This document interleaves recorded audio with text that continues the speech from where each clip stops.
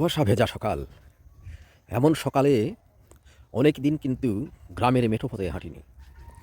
এখন এই যে পুকুর পাড়ে এসেছি, পুকুর পাড় দিয়ে হেঁটে যাচ্ছি। শিশির ভেজা ঘাস, হয়তোবা ভিডিওতে অতটা বোঝা যাচ্ছে না, কিন্তু একেবারে যেটাকে বলে মনে হয় পানি দিয়ে ধুয়ে দিয়েছে। মনে হয় বৃষ্টি হয়েছে এরকম। এখনও টুপটাপ কিন্তু শিশির ঝরছে। সেই শব্দটা এখন যেহেতু সকাল হয়ে গেছে, যার কারণে পাওয়া যাচ্ছে না। এখন সকাল ৯টা পার হয়ে গেছে, ৯:৩০ বেজে গেছে। এরপরেও আ ঘন কুয়াশা কিন্তু যায়নি, এবং চারদিকে দেখুন দেখা যাচ্ছে না। মনে হচ্ছে যে অনেক ভোর। এটি মনে হচ্ছে যে ভোর ৫টা কিংবা ৬টা এরকম। এটি একটি সরিষা ক্ষেত। আরও সামনে যদি আমি যাই, এটি একটি পুকুর। সেই পুকুরে কিন্তু বিভিন্ন পাখি ওঁত পেতে আছে মাছ ধরার আশায়, কিন্তু আসলে মাছ তারা ধরতে পারবে না, কারণ জাল দেওয়া হয়েছে।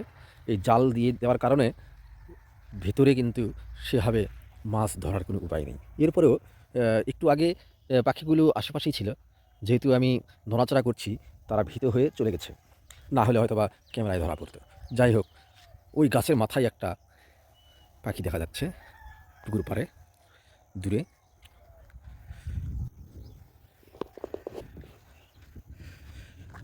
ঘন কুয়াশা এবং শীত সেভাবে কিন্তু তীব্র মনে হচ্ছে না। আ এই কুয়াশার ভয়ে, শীতের ভয়ে কিন্তু এতদিন বের হইনি, কিংবা অনেকদিন সুযোগ পাইনি, সেটাও একটি ব্যাপার।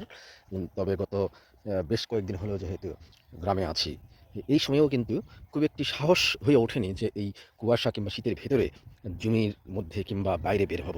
কারণ ঘরের ভিতরে না অনেক বেশি শীত অনুভূত হয়। ঘরের ভিতরে যতটা শীত অনুভূত হয়, ততটা শীত কিন্তু লাগে না আসলে বাইরে যখন বের হওয়া হয়। কারণ অনেকেই কিন্তু এখন কৃষিকাজের জন্য বের হয়ে গেছে। একেবারে জমির অভ্যন্তরে গেলে হয়তোবা অনেক কৃষিকাজ করা অবস্থায় অনেক মানুষকে দেখতে পাবো। কিন্তু এখন দেখা যাচ্ছে না। দেখুন কেমন ঘন কুয়াশা। ঘন কুয়াশায় ছেয়ে আছে, এবং কুয়াশার সম্ভবত আরও মনে হচ্ছে বাড়ছে, একটু, একটু করে বাড়ছে।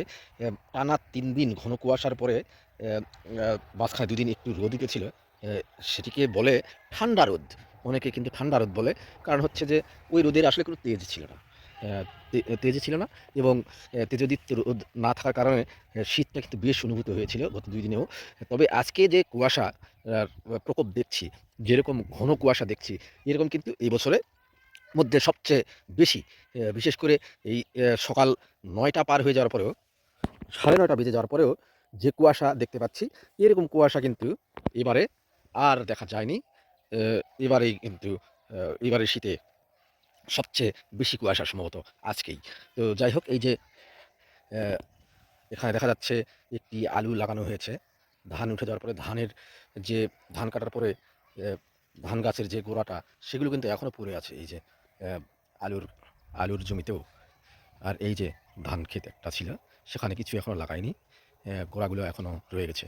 এটি সরিষা ক্ষেত। সরিষা যদি বড় হয়ে যেত আ গাছগুলো, তাহলে খুব সুন্দর লাগতো।